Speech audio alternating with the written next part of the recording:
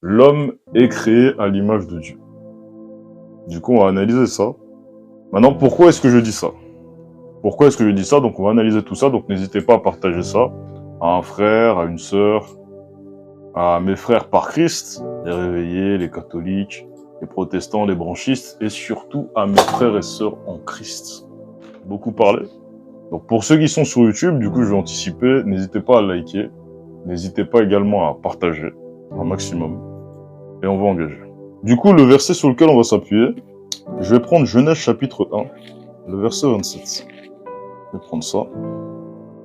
Alors, ça nous dit. Bon, j'ai monté même au verset 26 pour une meilleure compréhension. Puis Dieu dit, faisons l'homme à notre image, selon notre ressemblance, et qu'il domine sur les poissons de la mer, sur les oiseaux du ciel, sur le bétail, sur toute la terre et sur tous les reptiles qui rampent sur la terre. Dieu créa l'homme à son image. Il le créa à l'image de Dieu. Il créa l'homme et la femme. Donc du coup, ce qui est intéressant ici, c'est que quand on s'arrête ici, l'Écriture nous fait comprendre que l'homme est créé à l'image de Dieu. Et du coup, il y a eu un enseignement qui a circulé. C'est un enseignement que on a tous confessé dans notre vie. Le fait que l'homme est créé à l'image de Dieu. Donc quand on dit l'homme est créé à l'image de Dieu, donc peu importe ta confession de foi, peu importe ce en quoi tu crois, que tu sois athée, musulman, chrétien, catholique, branchiste, réveillé, tu es créé à l'image de Dieu. Du coup, on va analyser ça parce que du coup, c'est ce qu'on lit à la surface et en méditant bien. Le Seigneur, un jour, m'a permis de tomber sur un frère qui m'a expliqué ça beaucoup plus en détail. Déjà, on va voir déjà l'image de Dieu, qu'est-ce que c'est. On va aller dans Colossiens chapitre 1. Chapitre 1, versets 15 à 20, et ça nous dit « Il est l'image du Dieu invisible, le premier-né de toute la création. Car en lui ont été créées toutes choses, qui sont dans les yeux, les visibles, les invisibles, trône, domination, tout a été créé par lui et pour lui. Il est avant toute chose, et toute chose subsistent en lui. Il est la tête du corps de l'Église. Il est le commencement, le premier d'entre les morts, afin d'être en tout le premier. Car Dieu a voulu que toute la plénitude habitât en lui. Il a voulu tout réconcilier par lui avec lui-même, tant ce qui est sur la terre que ce qui est dans les cieux, en faisant la paix par lui, par le sang. » Ici, quand on s'arrête juste ici, de qu'est-ce qu'on est en train de parler? Je pense que pour beaucoup, vous avez deviné, on est en train de parler de Christ, Jésus-Christ. Donc du coup, de base, quand on arrive, on s'arrête juste ici, on comprend que de base, l'image de Dieu qui nous est citée même dans Genèse chapitre... Bon, je vais laisser Genèse. L'image de Dieu de base même, c'est Jésus-Christ. Je vais juste m'arrêter juste ici. Il y a un élément capital qu'il faut que vous puissiez comprendre. Maintenant, on va aller sur le chrétien. Le chrétien de base est censé, enfin la définition même d'être chrétien, c'est une question même qui peut être posée. On peut se poser la question, mais vous êtes chrétien, mais c'est quoi la définition? D'autres même m'ont dit, non mais vous êtes chrétien, ceci, ça vient d'où? Donc je vais aller dans 1 Corinthiens chapitre 11 verset 1. Ça me dit.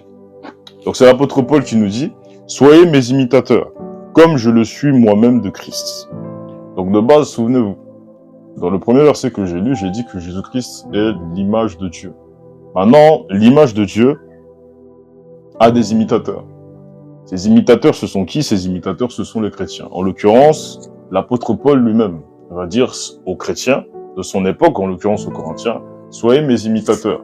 Il ne va pas s'arrêter là, il va leur dire, soyez mes imitateurs comme je le suis moi-même de Christ. En d'autres termes, l'image de Dieu, les enfants de Dieu, cherchent à ressembler, cherchent justement à imiter l'image de Dieu. Mais bon, ça c'est qu'un début. Du coup, bon bref, je vais relire ça. Soyez mes imitateurs comme je le suis moi-même de Christ. En d'autres termes, bon, c'est ça même la définition même d'un chrétien. C'est pourquoi même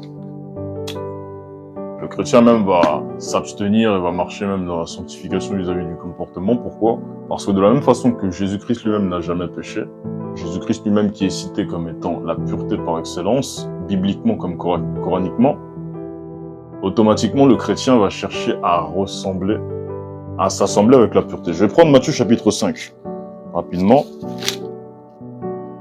Voire même, je vais laisser même Matthieu chapitre 5. Je vais prendre Jean chapitre 8, verset 12. Jésus leur parla de nouveau et dit, « Je suis la lumière du monde. Celui qui me suit ne marchera pas dans les ténèbres, mais il aura la lumière de la vie. » Donc en d'autres termes, Jésus-Christ qui est la lumière par excellence, automatiquement, toi qui es chrétien, dès le moment où tu vas chercher à suivre Jésus-Christ, automatiquement Jésus-Christ lui-même qui est la lumière par excellence, de la même façon que là j'ai la lumière à côté de moi, Jésus-Christ qui est la lumière par excellence, éclaire tous ceux qui marchent avec lui. Tous ceux qui marchent avec lui ne seront pas dans les ténèbres. Tous ceux qui marchent avec lui auront, comme Jésus-Christ lui-même le dit, la lumière de la vie. Je donne un exemple. Je sais pas, admettons, je mets une lampe. Je mets une lampe juste à côté, juste à mon épaule ici. Étant donné que j'aurais mis la lampe ici, automatiquement, comme je suis la lampe, parce que je cherche à suivre la lumière, automatiquement, la lampe va m'éclairer. En ce qui concerne le chrétien, c'est exactement la même chose. C'est pourquoi Jésus-Christ lui-même nous dira également dans Jean chapitre 11, verset 25, que la destination finale en ce qui concerne le chrétien, c'est la vie éternelle. On sait exactement là où on va finir. Pourquoi? Parce qu'on a cru en la lumière qui est Jésus-Christ. Bon, bref. On va revenir. C'était une parenthèse que je voulais faire. Maintenant, on va se concentrer en ce qui concerne l'image de Dieu. Il y a également un élément à comprendre. Et même pour bien comprendre, donc je vais relire Genèse chapitre 1, verset 27, avant même d'attaquer encore un autre verset. Ça me dit, Dieu créa l'homme à son image. Il le créa à l'image de Dieu, il créa l'homme et la femme. Maintenant, du coup, quand on s'arrête ici, on se dit, tout le monde est créé à l'image de Dieu. À partir du moment là où tu es un homme, à partir du moment là où tu es une femme, automatiquement, ta source, c'est l'image de Dieu. Je vais lire un verset dans 1 Corinthiens chapitre 15. 1 Corinthiens chapitre 15, le verset 45, en descendant jusqu'au verset 50. Ça me dit, c'est pourquoi. Il est écrit, le premier homme, Adam, devint une âme vivante. Le dernier Adam est devenu un esprit vivifiant. Mais ce qui est spirituel n'est pas le premier. C'est ce qui est animal. Ce qui est spirituel vient ensuite. En d'autres termes, lorsqu'on parle de ce qui est animal, vous tous qui êtes des lecteurs de la parole, vous savez que Adam lui-même a péché. Adam lui-même a péché. Dans Genèse chapitre 3, il a mangé le fruit interdit, le fruit qui est défendu. Maintenant, à partir du moment là où il a mangé le fruit qui est défendu, certains nous diront que c'est pas anticipé, mais le Seigneur lui-même a anticipé toute chose. C'est le pourquoi même. On nous parle justement derrière du second Adam. Le premier Adam, c'est le Adam qui a péché, le pécheur, celui qui a mangé le fruit interdit. Et le second Adam, qui est spirituel, c'est Jésus-Christ. Maintenant, pourquoi est-ce que je dis tout ça? On va aller plus loin. Le premier homme est tiré de la terre. Donc, verset 45, 1 Corinthiens chapitre 15, verset 47. Le premier est tiré de la terre, est terrestre. Le second homme est du ciel. Tel est le terrestre, tels sont aussi les terrestres. Pour s'arrêter juste là. Moi-même, que vous voyez, je ressemble à Adam. Au premier Adam même qui est arrivé sur la terre. Je ressemble. Pourquoi est-ce que je vous dis ça? Tout simplement parce qu'Adam avait des yeux, Adam avait un nez, Adam avait une bouche, Adam avait des oreilles, ainsi de suite. Donc automatiquement, moi je lui ressemble. Je suis son descendant. Sur le plan physique. Comme toi-même qui me regardes, tu es automatiquement de la descendance d'Adam. Tu ressembles à Adam. Maintenant, je vais continuer.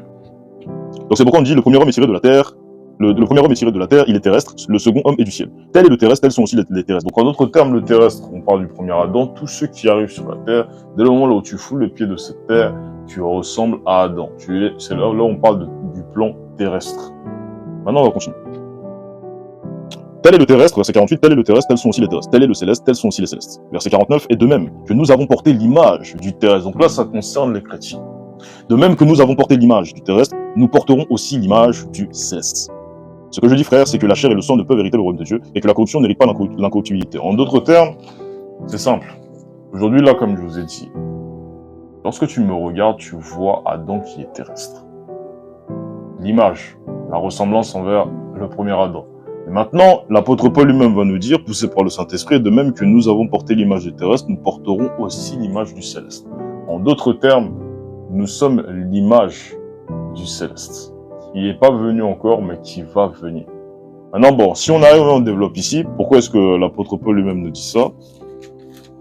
Verset 51. Voici, je vous dis un mystère. Nous ne mourrons pas tous, mais nous serons tous changés. En ce qui concerne le chrétien, toujours, nous serons tous changés. En un instant, en un clin d'œil, à la dernière trompette, la trompette sonnera et les morts ressusciteront incorruptibles. Nous serons changés. Car il faut que ce corps corruptible revête l'incorruptibilité, et que ce corps mortel revête l'immortalité. En d'autres termes, étant donné qu'on est l'image de Jésus-Christ, dès le moment où on arrive à la fin des temps, notre véritable nature se manifeste. Et maintenant, là, je vais parler même de l'image de Jésus-Christ, mais je vais encore aller plus loin pour reprendre Genèse chapitre 1, verset 27. Je dirais même qu'on est l'image de Dieu. Étant donné qu'on est l'image de Dieu, je vais reprendre ça. Genèse chapitre 1, verset 27. Je vais reprendre ça encore une fois. Genèse 1, 27. Dieu créa l'homme à son image. Il le créa à l'image de Dieu. Il créa l'homme et la femme. Donc à partir du moment où on nous dit que il créa l'homme. L'homme créa, Dieu créa l'homme à l'image de Dieu. Ma question, Dieu il est physique ou il est spirituel? Dieu est spirituel. Donc automatiquement, tous ceux qui sont à l'image de Dieu doivent également être spirituels. En d'autres termes, doivent être célestes. Maintenant, qui sont les célestes? Ce sont les musulmans? Ce sont les catholiques? Ce sont les réveillés? Le céleste, c'est 1 Corinthiens chapitre 2, verset 15. Je vais monter au verset 14. Mais l'homme animal ne reçoit pas les choses de l'Esprit de Dieu, car elles sont une folie pour lui. Et il ne peut les connaître parce que c'est spirituellement qu'on en juge. En d'autres termes, bon, tous ceux qui combattent même, en ce qui concerne la divinité de Jésus-Christ, tous ceux qui combattent l'évangile, tous ceux qui ne sont pas encore rentrés dans l'arche, c'est ceux qu'on appelle les hommes animaux. Il y a des gens même, tu te positionnes ici. Jésus lui-même nous dit qu'il a envoyé des prophètes. Matthieu chapitre 23, le verset 34. Jésus lui-même nous dit qu'il a envoyé des prophètes, mais les mêmes personnes qui lisent ça vont te dire que bon, Jésus-Christ il a envoyé les prophètes, bon du coup on te pose la question, sachant qu'il n'y a que Dieu dans la Bible qui a envoyé les prophètes, Jésus a envoyé les prophètes en tant que qui? Certains même vont te répondre que Jésus a envoyé des prophètes en tant que prophète. C'est pour vous dire. Mais maintenant, pourquoi est-ce qu'on se pose cette question-là? Mais pourquoi est-ce qu'il ne comprend pas la divinité de Jésus-Christ? C'est tout simplement, c'est simple. Même quand tu lui expliques qu'il ne comprend pas, c'est simple. Mais l'homme animal ne reçoit pas les choses de l'Esprit de Dieu car elles sont une folie pour lui. Et il ne peut les connaître parce que c'est spirituellement qu'on en juge. En d'autres termes, il est terrestre. Et pour le moment, il reste terrestre. Si le Seigneur lui fait grâce, il arrivera à ce côté spirituel. Mais bon, on va continuer encore au verset 15. L'homme spirituel, au contraire, en d'autres termes, le chrétien, l'homme spirituel, au contraire, juge de tout. Et il n'est lui-même jugé par personne. Car, qui a connu la pensée du Seigneur pour l'instruire? Or, nous avons la pensée de Christ. En d'autres termes, l'homme spirituel, il a la pensée de Jésus-Christ. Maintenant, pourquoi est-ce que je suis en train de vous parler de tout ça? Dans Genèse chapitre 1, verset 27, Dieu nous dit qu'il a créé l'homme à l'image de Dieu. Et lorsqu'on arrive et on analyse Dieu, Dieu de base, il est spirituel. Donc, tous ceux qui portent l'image de Dieu sont ceux qui sont spirituels. Maintenant, qui est spirituel? C'est l'homme spirituel, conformément à 1 Corinthiens chapitre 2, verset 15. L'homme spirituel qui juge de tout, c'est lui qui peut ressembler à l'image du spirituel qui est Dieu. Tout simplement. C'est pourquoi même quand on arrive, on lit ce verset, l'homme, donc bon, je vais même pas revenir même, mais qui nous dit que l'homme est créé à l'image de Dieu, Dieu créa l'homme et la femme. L'homme qui est créé à l'image de Dieu, c'est celui qui a reçu le Seigneur Jésus-Christ dans sa vie. N'hésitez pas à tapoter un maximum. 1 Corinthiens chapitre 11, je vais commencer même à partir du verset 1, qui nous dit « Soyez mes imitateurs comme... » Donc c'est l'apôtre Paul lui-même qui nous dit « Soyez mes imitateurs comme je le suis moi-même de Christ. » En d'autres termes, Christ de base, c'est la source. Maintenant, quand on arrive, on descend au verset 7, c'est-à-dire que tout ce qu'il va dire là, c'est annoncé, c'est envers l'Église. On descend au verset 7. Alors, je vais même monter au verset 6 pour une meilleure compréhension. « Car si une femme n'est pas voilée, qu'elle se coupe aussi les cheveux. Or, il est honteux pour une femme d'avoir les cheveux coupés ou d'être rasée, qu'elle se voile. » Verset 7. « L'homme ne doit pas se couvrir la tête, puisqu'il est l'image et la gloire de Dieu. » Question. Qui peut être la gloire de Dieu s'il n'est pas conforme à la volonté de Dieu? On va continuer. L'homme ne doit pas se couvrir la tête puisqu'il est l'image de la gloire de Dieu, tandis que la femme est la gloire de l'homme. En fait, en d'autres termes, l'homme qui est l'image de Dieu, comme par hasard, certains me diront que c'est un hasard, mais comme par hasard, c'est cité dans 1 Corinthiens chapitre 11, là, le moment là où on a un message en ce qui concerne le voile qui est adressé à l'Église. Et comme par hasard, dès le moment là où c'est adressé à l'Église, l'apôtre Paul lui-même va mentionner l'homme en disant que l'homme, lui, ne doit pas se couvrir la tête puisqu'il est l'image de la gloire de Dieu. Mais là, ici, on est en train de parler d'Église. L'Église, elle est spirituelle ou elle est charnelle? Elle est spirituelle. En d'autres termes, quand tu lis Genèse chapitre 1, verset 27, on te dit que l'homme est créé à l'image de Dieu. On nous parle du chrétien. On parle de celui qui est conforme à la volonté de Dieu, celui qui est spirituel. L'image de Dieu est spirituelle. Comment ceux qui sont charnels, ceux qui sont du dehors, ceux qui n'ont pas reçu le véritable Jésus-Christ dans leur vie, peuvent être l'image de Dieu? C'est pas possible. Quelqu'un qui vient, qui se lève. Quelqu'un qui vient, qui se lève, qui te dit non, Jésus est un prophète. Quelqu'un qui vient, qui se lève. Et j'ai même entendu même, de mon oreille même, quelqu'un même qui se levait même en vidéo et qui a sorti que Jésus lui-même est un meurtrier. Comment veux-tu qu'une telle personne puisse être l'image de Dieu? C'est pas possible. Parce que c'est un homme animal, parce que c'est un homme charnel, il ne peut par conséquent pas être l'image de Dieu. Maintenant, bon, en ce qui concerne même, bon, on va même un petit peu plus développer, voilà, parce qu'on a parlé de l'homme spirituel. Je vais prendre Jean chapitre 3, verset 5, rapidement, pour donner un petit peu plus de précision. Jean chapitre 3, le verset 5. Chapitre 3, verset 3. Jésus lui répondit, en vérité, je te le dis, si un homme ne naît de nouveau, il ne peut voir le royaume de Dieu. Nicodème lui dit, comment un homme peut-il naître quand il est vieux? Peut-il rentrer dans le sein de sa mère et naître? Jésus répondit, en vérité, je te le dis, si un homme ne naît d'eau et d'esprit, il ne peut rentrer dans le royaume de Dieu. En d'autres termes, lorsqu'on nous parle de la spiritualité, c'est l'homme qui est né d'esprit et qui est né d'eau. Ou en d'autres termes, comme l'Écriture nous le dit dans cet ordre, en vérité, je te le dis, si un homme ne naît d'eau et d'esprit. Bon, lorsqu'on parle de la naissance d'eau, il y a beaucoup à dire à ce sujet-là.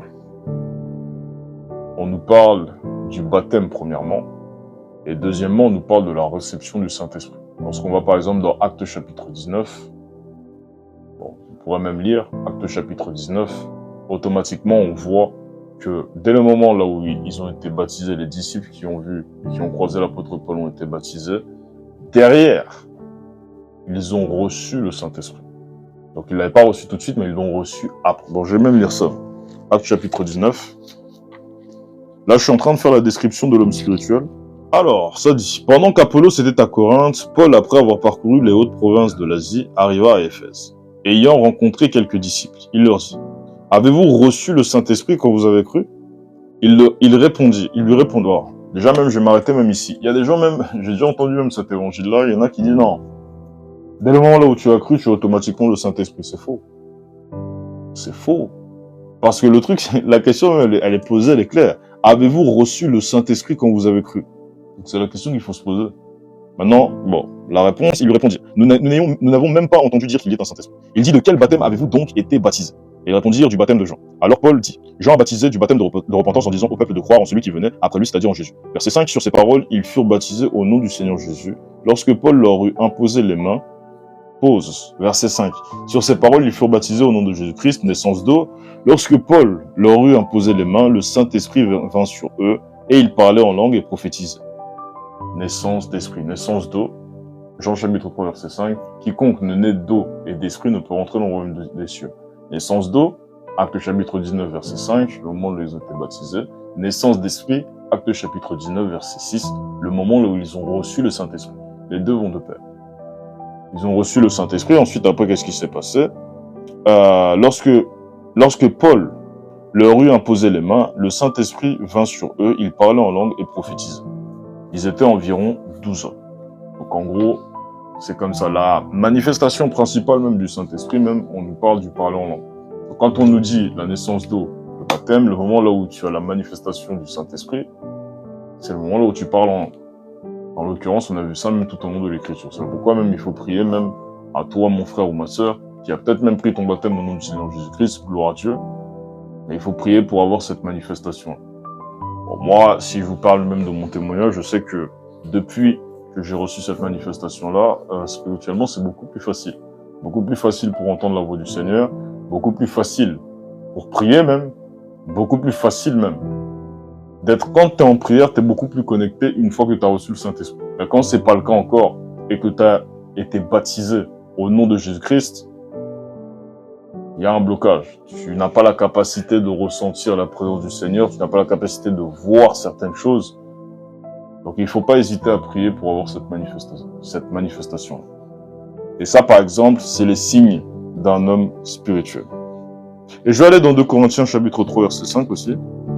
Ce n'est pas à dire que nous soyons par nous-mêmes capables de concevoir quelque chose comme venant de nous-mêmes. Notre capacité, au contraire, vient de Dieu. Il nous a rendus, verset 6, il nous a rendus aussi capables d'être ministres d'une nouvelle alliance, non de la lettre, mais de l'esprit. Car la lettre tue, mais l'esprit vivifie.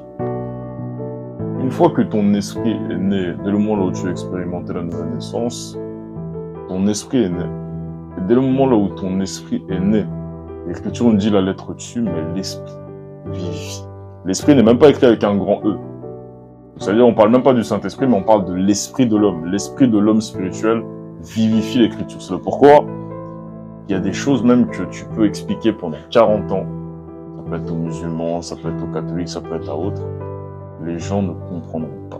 Pourquoi? Parce que leur esprit n'est pas vivifié. En fait, ils ne sont pas spirituels, donc ils ne peuvent pas comprendre, ils ne peuvent pas voir. Enfin, continue. Donc c'est un petit peu ça. En ce qui concerne, donc du coup, je pense que je vais continuer même, s'il y a encore des choses à dire. En ce qui concerne l'homme spirituel, on peut encore développer Éphésiens chapitre 1, verset 3. Là, on va parler du véritable homme spirituel. On va pas parler de l'homme spirituel factice, parce qu'il y en a beaucoup qui se revendiquent comme étant des hommes spirituels, mais en réalité, ils savent même pas qu'ils sont charnels. Donc, il y a un critère précis pour discerner les véritables hommes spirituels de la part du Seigneur Jésus-Christ et pas dire les hommes spirituels bis, mais les hommes charnels qui se pensent être spirituels. Éphésiens chapitre 1, verset 3 qui nous dit « Béni soit Dieu le Père de notre Seigneur Jésus-Christ, qui nous a bénis de toutes sortes de bénédictions spirituelles dans les lieux célestes en Christ. En lui, verset 4, en lui, Dieu nous a élus avant la fondation du monde, pour que nous soyons saints et irrépréhensibles devant lui.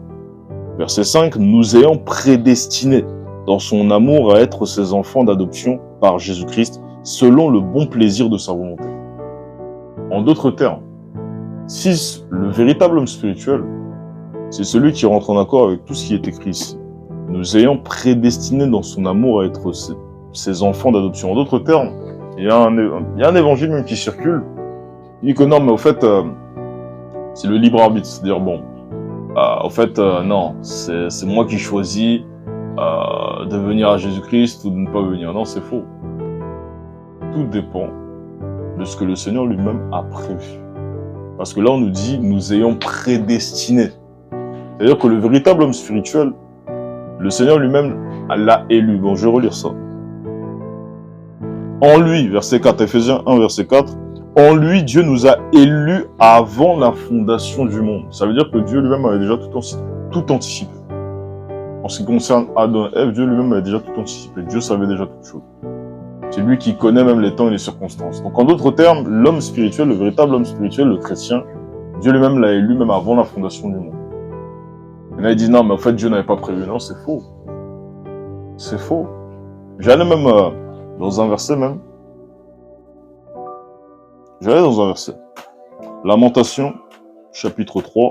Lamentation, chapitre 3, le verset 38, qui nous dit « N'est-ce pas la volonté du Très-Haut que viennent les maux et les biens ?»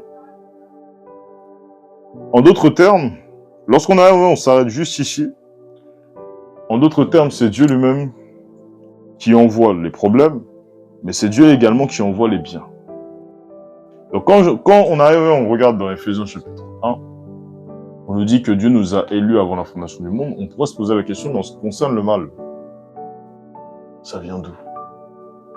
En ce qui concerne le mal, au fait, Dieu lui-même est au courant de toutes choses. Ça veut dire que tout dépend de sa volonté. Et dans sa volonté, n'est-ce pas la volonté du Très-Haut, en d'autres termes de Dieu lui-même, que viennent les maux et les biens. En d'autres termes, en ce qui concerne le mal et en ce qui concerne le bien, tout vient même de Dieu. C'est Dieu lui-même Dieu même est au courant de toutes choses. Pourquoi? Parce que tout simplement, il faut que sa parole s'accomplisse. Bref, il y a encore beaucoup de choses à dire dans ce sujet. Et du coup, je vais revenir même sur mon sujet. Encore une fois de plus. Pour encore développer.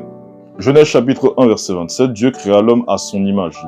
Il le créa à l'image de Dieu. Il créa l'homme et la femme. En d'autres termes, l'homme qui est créé à l'image de Dieu et même la femme qui est tirée même de l'homme sur le plan spirituel, parce qu'on nous parle de l'image de Dieu comme étant, parce que Dieu lui-même il est spirituel, tout dépend de si tu as été élu ou pas.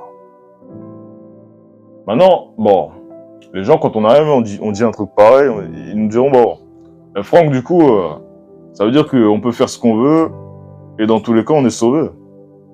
Mais en réalité, je vais filer une information. C'est une information que j'avais déjà filée auparavant, mais je pense que c'est bon même de revenir dessus. Je vais aller dans Jean chapitre 17, verset 15. C'est la prière sacerdotale qu'il a fait, Jean chapitre 17, verset 15, en descendant.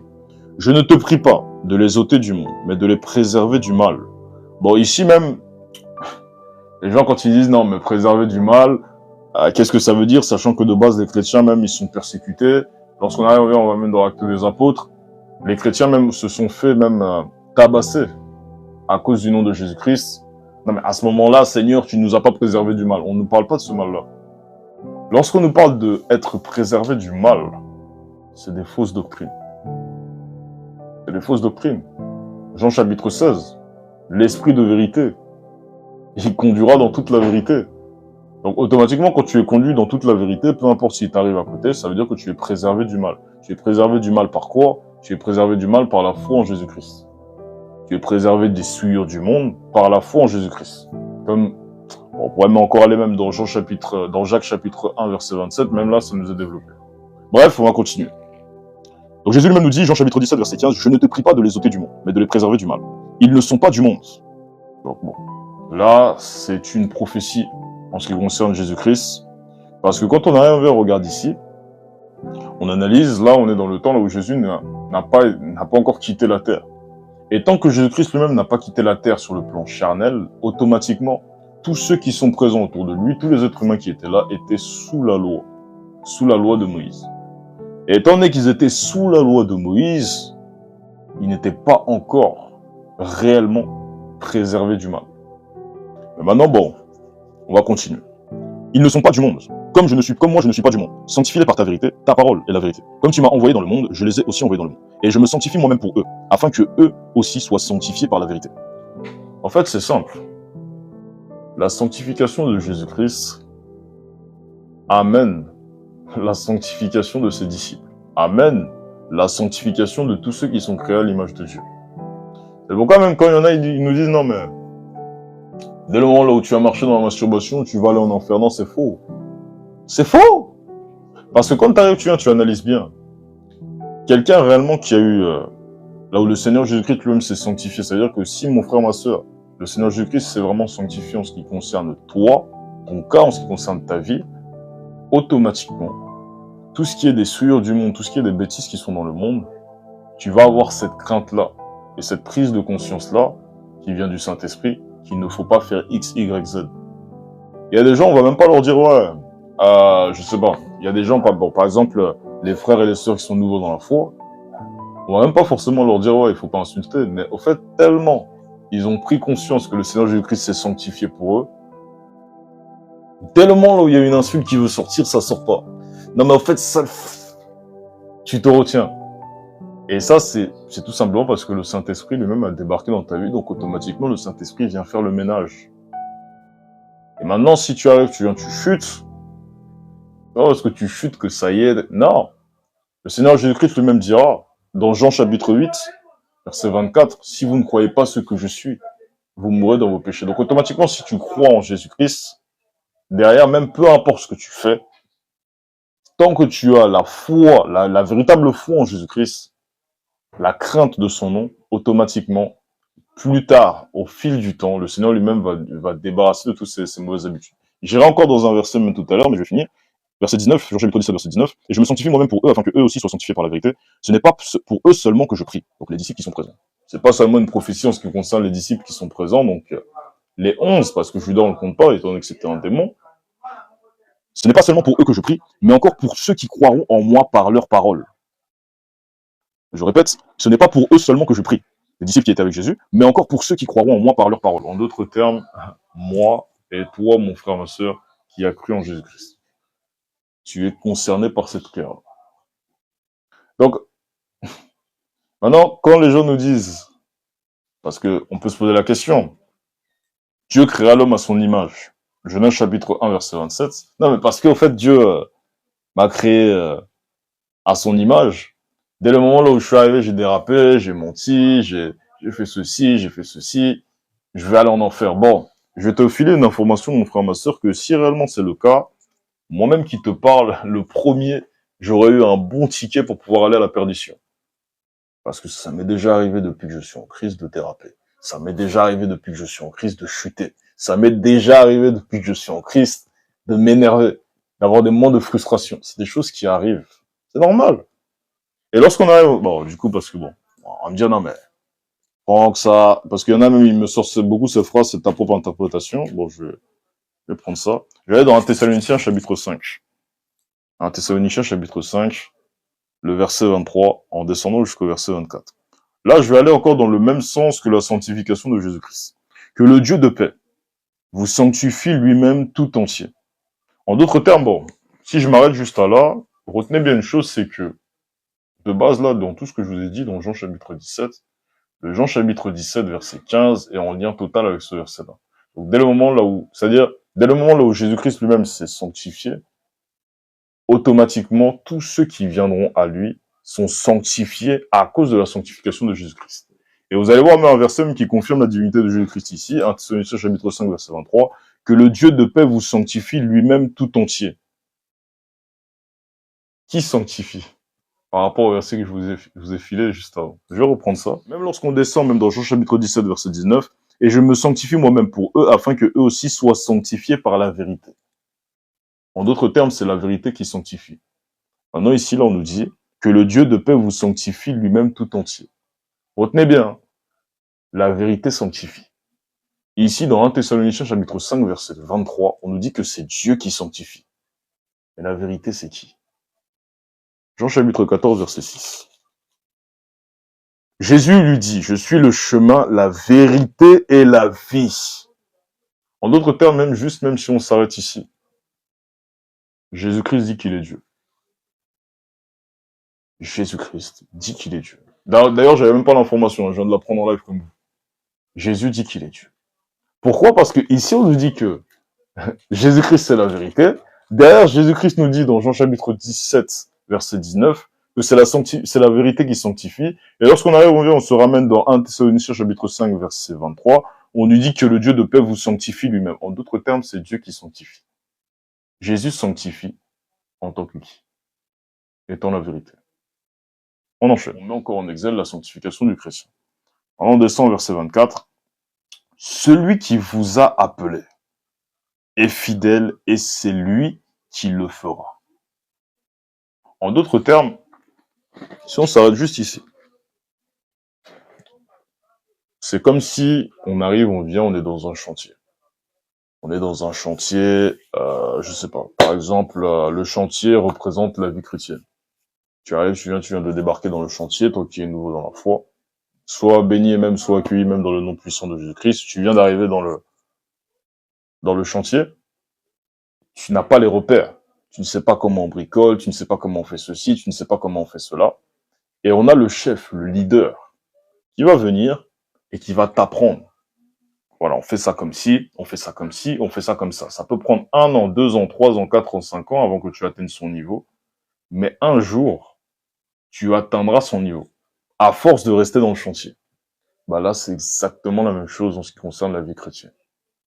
Tu viens de débarquer dans le chantier et tu cherches directement à faire aucune faute. Ça n'existe pas.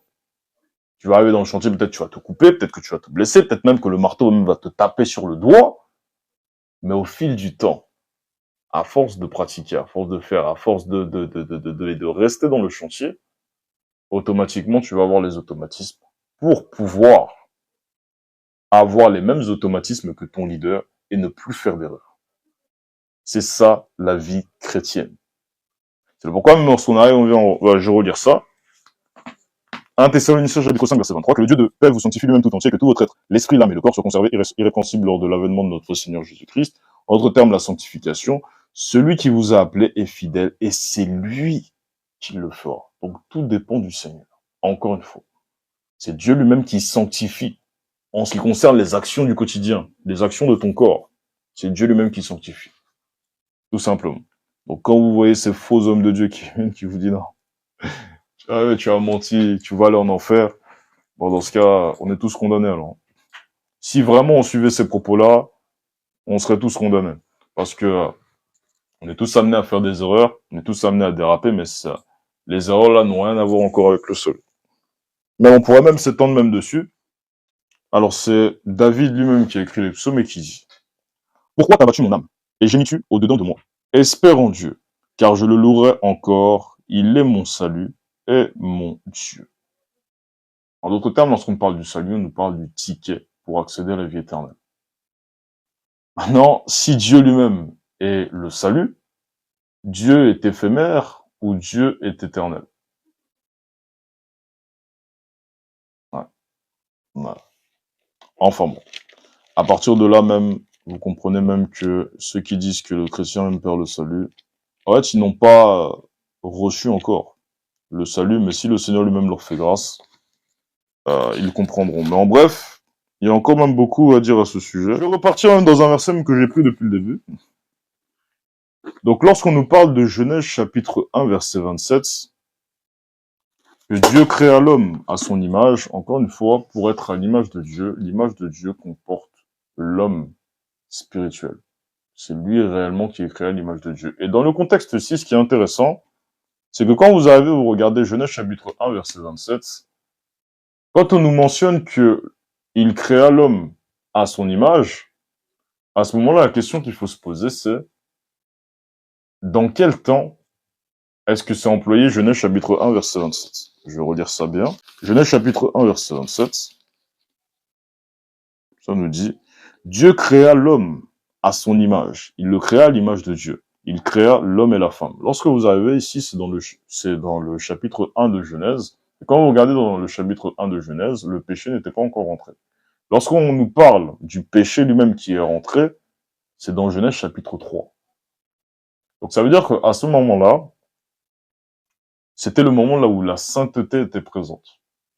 Donc dès le moment là où la sainteté est présente, l'image de Dieu est présente. L'homme était créé à l'image de Dieu à ce moment-là ici. Alors, lorsque je parle de l'homme ici, je suis en train de parler d'Adam. Le moment là où il n'était pas encore pécheur. Mais dès le moment là où il a dérapé, il a péché, automatiquement, il n'était plus créé à l'image de Dieu. C'est pourquoi lorsqu'on arrive, on va dans 1 Corinthiens chapitre 15, verset 45, on descend jusqu'au verset 50, on nous parle du premier Adam comme étant terrestre. Et lorsqu'on nous parle du second Adam, on nous parle du céleste. On nous a pas parlé du céleste en ce qui concerne le premier Adam, parce que dès le moment là où il a péché, la nature céleste s'est envolée. Et je vais même lire ça. Comme ça, même, vous allez comprendre même Genèse chapitre 3. Genèse chapitre 3. Je vais même monter à partir du verset 6. Genèse chapitre 3, verset 6, qui nous dit: La femme vit que l'arbre était bon à manger et agréable à la vue. Donc, bon, le contexte ici, c'est le moment là où Adam et Ève ont dérapé. Là, ils ont mangé l'arbre de la connaissance du bien et du mal. Je continue. La femme vit que l'arbre était bon à manger et agréable à la vue, qu'il était précieux pour ouvrir l'intelligence. Elle prit de son fruit et en mangea. Elle en donna aussi à son mari qui était auprès d'elle, et il en mangea. Les yeux, verset 7, les yeux de l'un et de l'autre s'ouvrirent, ils connurent qu'ils étaient nus. Et ayant conçu des feuilles de figuier, ils s'en firent des ceintures. Donc, dès le moment là où on arrive, on s'arrête ici, toute la nature céleste, toute l'image de Dieu est partie. C'est pourquoi ils ont eu la vision, ils ont vu ce qui n'était pas censé voir. Pourquoi? Parce que le péché lui-même leur a donné la vue là où tu n'étais pas censé voir. Je vais prendre un exemple très fort pour que vous puissiez comprendre. Quand tu arrives, tu viens, tu commences à vouloir déraper. Par exemple, là, en voulant tomber dans, par exemple, dans la fornication, bon, que le Seigneur lui-même te fasse grâce même de plus rechuter. Tu arrives, tu viens, la partenaire avec laquelle, par exemple, Maxime chrétien, enfant de Dieu, tout ça, le moment là, il veut coucher, par exemple, avec Clara, par exemple, il va automatiquement la déshabiller, et le péché qui va être commis à ce moment-là va lui donner la vue du corps de Clara là où il n'était pas censé voir. S'il continue à marcher dans la pureté, dans la sainteté, il n'était pas censé voir ça. Mais il le voit, pourquoi? Parce qu'il est sur le point de déraper, il est sur le point de agir, comment dire, il est sur le point de pécher, il est sur le point de faire une dérive vis-à-vis de la parole, donc il voit ce qui n'était pas censé voir. En ce qui concerne Adam et Ève, c'est exactement la même chose. Les yeux de l'un et l'autre s'ouvrirent, ils connurent qu'ils étaient nus. On va continuer. Verset 9. Mais l'Éternel appela l'homme et lui dit, où es-tu? Il répondit, j'ai entendu ta voix dans le jardin, j'ai eu peur et je me suis caché et parce que je suis nu et je me suis caché. Et l'Éternel Dieu dit, qui t'a appris que tu es nu? Est-ce que tu as mangé l'arbre dont je t'avais défendu de manger? L'homme répondit, la femme que tu as mise auprès de moi m'en a donné et j'en ai mangé. Et l'Éternel Dieu dit à la femme, pourquoi tu fais cela? La femme répondit, le serpent m'a séduite et j'en ai mangé. L'Éternel Dieu dit au serpent, puisque tu as fait cela, tu seras maudit d'entre tous les bêtes. Bon bref, je vais même descendre même. Voilà, il dit à la femme, j'augmenterai la souffrance de tes grossesses, tu enfanteras avec douleur et tes désirs se porteront vers ton mari, mais il dominera sur toi. Il dit à l'homme, puisque tu as écouté la voix de ta femme et que tu as mangé de l'arbre au sujet duquel je t'avais ordonné, donné cet ordre, tu n'en mangeras point, le sol sera maudit. Donc, la question qu'on doit se poser, c'est si il est toujours à l'image de Dieu, comment est-ce possible que l'image de Dieu soit associée à la malédiction? L'image de Dieu, c'est la pureté. Comment l'image de Dieu peut être associée à la malédiction? Et puis même, je vais même prendre un verset même sur la pureté du Seigneur. Beaucoup même, ils lisent ce verset-là, et on te dit, non mais, les hommes sont créés à l'image de Dieu. Mais encore une fois, là où il y a le péché, là où il y a la malédiction, comment? C'est la question même qu'il faut se poser. Comment la malédiction peut être associée à l'image de Dieu? Pourquoi lorsqu'on nous dit que Dieu créa l'homme à son image, on nous parle dans le contexte aussi le moment là où il était dans la pureté, dans le moment là où il était dans la sainteté. Dès le moment là où il est en dehors de ça, l'image de Dieu n'est plus présente dans sa vie. Ah, c'est bon. Je vais prendre même le bon verset. Matthieu chapitre 5, verset 8. Jésus lui-même va s'exprimer, il va dire, heureux ceux qui ont le cœur pur, car ils verront Dieu. Donc la pureté, au fait, à chaque fois, la pureté est associée à Dieu. Je pourrais même prendre encore un autre verset même. Je pense que ça va même être le dernier verset même. Jacques chapitre 1, verset 26. Si quelqu'un croit être religieux, sans tenir sa langue en bride, mais en trompant son cœur, la religion de cet homme est vaine. La religion pure, Jean chapitre 7, la religion pure et sans tache devant Dieu notre Père. En fait, quand on arrive, on analyse bien. Dès le moment où on nous parle de la pureté, Dieu lui-même est lié à ça. Analysez même dans la Bible. Hein. Dès le moment où on nous parle de la pureté, à plusieurs reprises, vous verrez que le mot Dieu et pureté, les deux sont associés. Parce qu'au fait, la pureté même, la représentation même de la pureté, même c'est Dieu. Pourquoi? Parce que Dieu lui-même est sans péché. On va lire ça. La religion pure et sans tache devant Dieu, notre Père, consiste à visiter les orphelins et les veuves dans leurs afflictions et à se préserver des souillures du monde. Tout simplement. Se préserver des souillures du monde. Tu te préserves des souillures du monde. Dès le moment là où Adam était sous le joug que Dieu lui-même lui avait placé, tu ne mangeras point de l'arbre de la connaissance du bien et du mal, car le jour où tu en mangeras, tu mourras automatiquement. Il était conservé par le joug de la pureté que Dieu lui avait donné par l'intermédiaire de sa parole. Et dès le moment là où il a dérapé, dès le moment là où il est sorti de lui-même en désobéissant à l'ordre que Dieu lui-même lui avait donné, automatiquement, tout ce qui est image de Dieu, tout ce qui est pureté, ça l'a quitté, tout simplement. En d'autres termes, bon, on va faire la conclusion. La conclusion, elle est simple. Genèse chapitre 1, le verset 27. Dieu créa l'homme à l'image de Dieu. Dès le moment où on nous parle de Dieu créa l'homme à l'image de Dieu, on nous parle. L'image de Dieu, qu'est-ce que c'est? L'image de Dieu, Dieu lui-même est spirituel. Donc en d'autres termes, pour être à l'image de Dieu, il faut être spirituel. Comment est-ce que tu es spirituel? C'est dès le moment là où tu as cru en celui qui est spirituel. Je vais lire ça pour pouvoir conclure. 1 Corinthiens chapitre 15, verset 45. En descendant, c'est pourquoi il est écrit, le premier homme, Adam, devint une âme vivante, le dernier Adam est devenu un esprit vivifiant. Mais ce qui est spirituel n'est pas le premier. Donc en d'autres termes, Jésus-Christ, le spirituel, n'est pas venu directement. On continue. Ce qui est animal, ce qui est spirituel vient ensuite. Donc d'abord ce qui est animal, donc le premier Adam. Le premier homme est tiré de la terre et terrestre. Le second homme est du ciel, donc Jésus-Christ. Tel est le terrestre, tels sont aussi les terrestres. Tel est le céleste, tels sont aussi les célestes. Et de même que nous avons porté l'image du terrestre, nous porterons aussi l'image du céleste. En d'autres termes, l'image de Dieu. Donc pour pouvoir accéder à l'image de Dieu, il faut tout simplement être spirituel. En d'autres termes, confesser le second Adam, qui est céleste, en d'autres termes, Jésus-Christ.